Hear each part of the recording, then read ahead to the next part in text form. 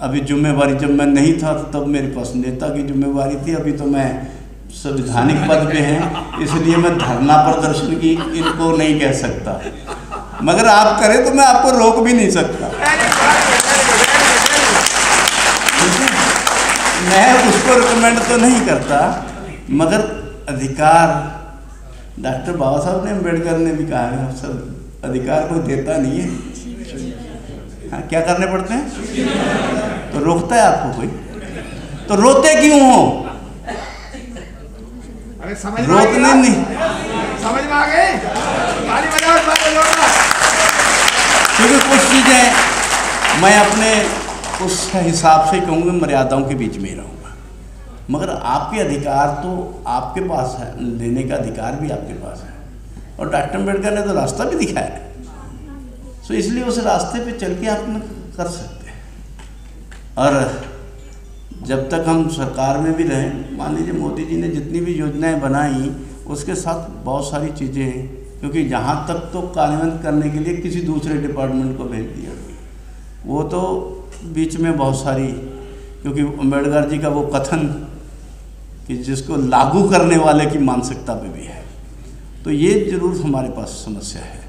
मगर जैसे ही उन्होंने कुछ चीज़ें कहा कि भाई हम डॉक्टर बाबा साहब अम्बेडकर जी के जीवन के साथ जुड़ी हुई सभी चीज़ों को एक भव्य स्वरूप देंगे, और उन्होंने पंच तीर्थ का नाम देके उनकी जन्मस्थली, उनकी शिक्षा स्थली नाम दिया, वो जो इंग्लैंड में प्रॉपर्टी ली है उसको शिक्षा स्थली दी है, जहाँ उन्होंने दीक्षा ली उसको दीक्षा स्थली दी है, जहाँ 26 अलीपुर रोड पे उनको जो है उसका नाम महापरिनिर्वाण स्थली का है, और जहाँ उनको अंतिम संस्कार हुआ चैत्य भूमि, उन सभी को तीर्थों के रूप में विकसित किया, और उन्होंने सभी को आह्वान किया कि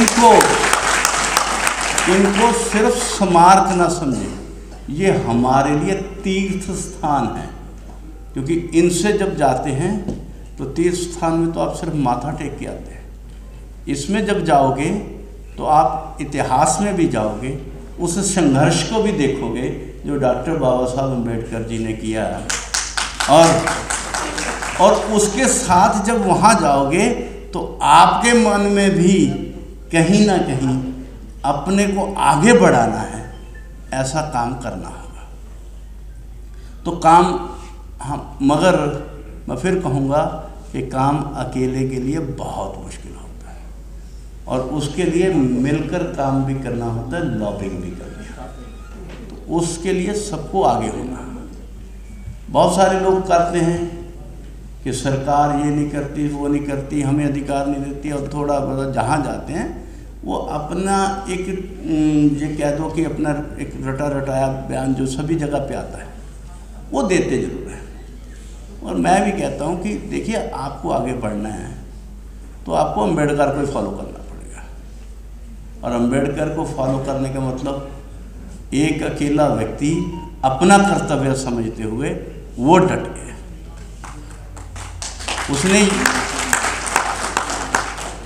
उसने कभी नहीं कहा कि मेरे साथ है, और मेरी तो जो डॉक्टर अम्बेडकर के प्रति सबसे ज़्यादा श्रद्धा है इसी के लिए है। मैंने तो उसको ही अपना मार्ग जो है आगे उनका जो उस योजना को अपने लिए प्रेरणा स्रोत बनाया है कि जब तक डॉक्टर अम्बेडकर जी जिंदा रहे। आप सब कहते होंगे कि उन्होंने संविधान बनाया, उन्होंने ये किया वो किया हमारे लिए, मगर उनके जीवन से प्रेरणा क्या ली?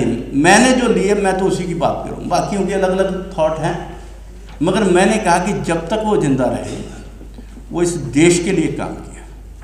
उन्होंने सिर्फ समाज के लिए काम नहीं किया। ये रिजर्व बैंक तो डॉक्टर बाबा साहब अम्बेडकर के आइडियल से बनी है। नेशनल ग्रिड होना चाहिए, ये जो है डॉक्टर अम्बेडकर का। सिंचाई के साधन होने चाहिए ताकि वो डॉक्टर अम्बेडकर जी के तभी डैम बने। नेशनल ग्रिड होना चाहिए, ये भी उनकी सोच थी। अगर डैम बन जाते तो मगर वो अपने अपने स्टेट में रह जाते, ऐसा नहीं, वो नेशनल ग्रिड के माध्यम से आना चाहिए।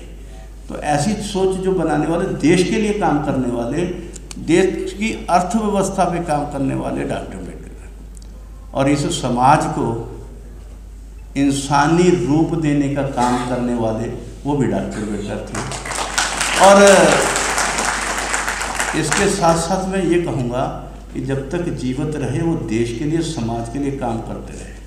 और दूसरा नेगेटिव साइड भी दिखाई देती है, वो जब तक जिंदा रहे ना देश ने उनका सम्मान किया न समाज ने सम्मान किया। क्योंकि अगर वो चुनाव में खड़े हुए तो उनको तो निर्विरोध जाना चाहिए था।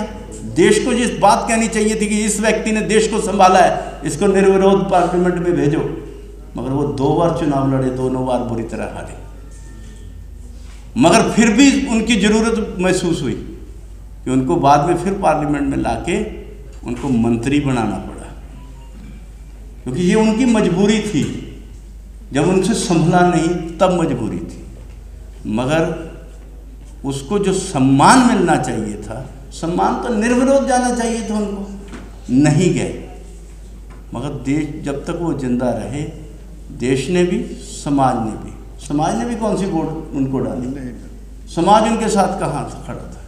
वो जब उनको देखा आखिर में, जब 1956 में थोड़े बहुत लोग आए, जब उन्होंने बहुत भिक्षा ली, नहीं तो आना था, और जिनके लिए सेवा कर रहा हूँ उनमें से 1% लोग भी मेरे साथ नहीं हैं, कहीं मन में नहीं आया। फिर भी वो लगे रहे, अंतिम सांस तक लगे रहे, इस देश के लिए लगे रहे, इस समाज के लिए लगे रहे। और यही मेरे लिए प्रेरणा का है कि कोई साथ चले ना चले इसकी चिंता छोड़ दो, मगर अपना कर्तव्य इस देश के लिए, इस समाज के लिए अपना कर्तव्य निभाते रहे।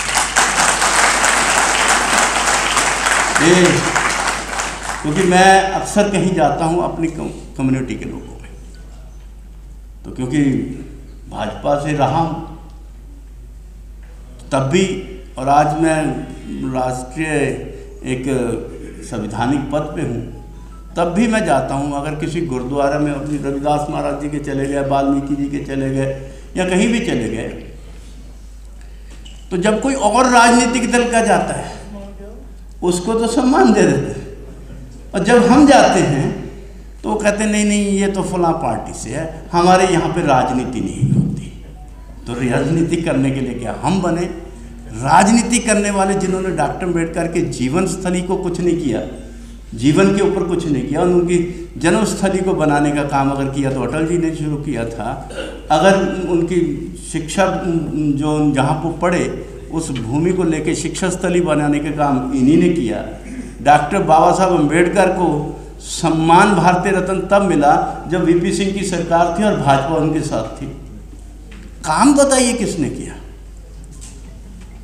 आज जो ऑफिस मेमोरेंडम जिनकी बात कर रहे थे अभी केपी जी कि और हनुमत थप्पा जी की भी बात कर रहे थे कि हमने उनको ऐसा ऐसा कहा कर किया, तब जाके बात आई। मगर ये बात और किसी ने क्यों नहीं मानी? सही बात, बिल्कुल सही बात। क्यों नहीं मानी? अगर श्रद्धा थी तो श्रद्धा कहाँ है?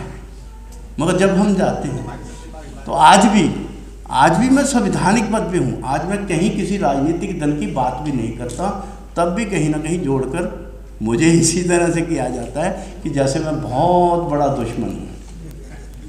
और फिर भी ये होने के बावजूद भी जो मैंने डॉक्टर अम्बेडकर से सीखा है कि कोई साथ दे ना दे, गालियाँ निकाले।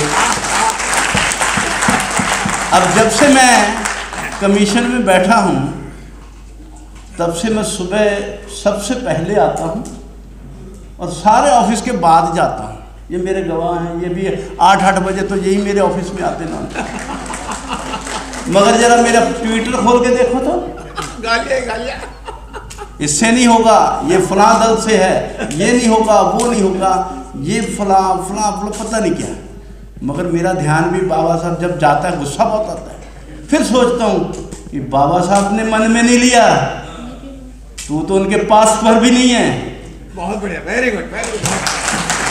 अगर बाबा साहब के लिए इन्होंने ऐसा कर दिया, तू तो कुछ भी नहीं है, और उन्होंने मन में नहीं लिया तो तू क्यों ले रहा है? और इसीलिए फिर लगा रहता हूँ। और ये मेरी, क्योंकि मेरे लिए प्रेरणा के स्रोत है, मेरे लिए भगवान है, और इसलिए जो भगवान है उसी से आशीर्वाद लेना है। और उन्हीं की बातों से मुझे बल मिलता है।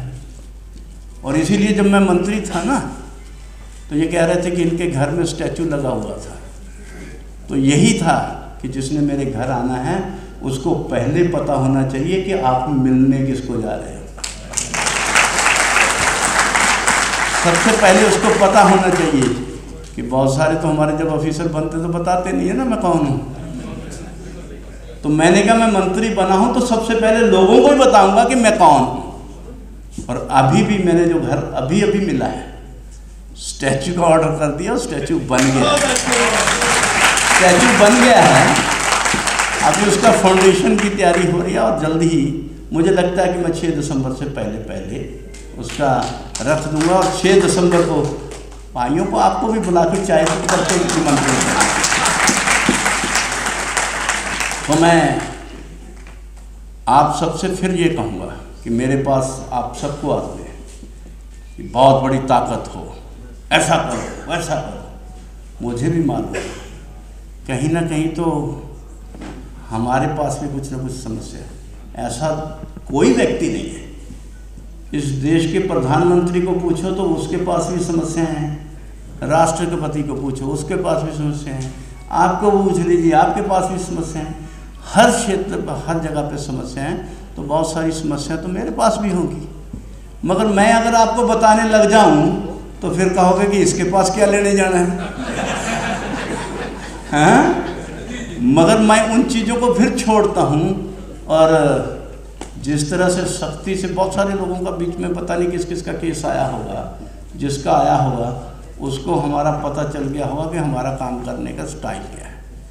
और मैंने तो ये भी है कि हमारे पास बहुत सारे केस ऐसे भी आए हैं जिनमें हमें पता ही नहीं है कि इसमें केस में करें क्या।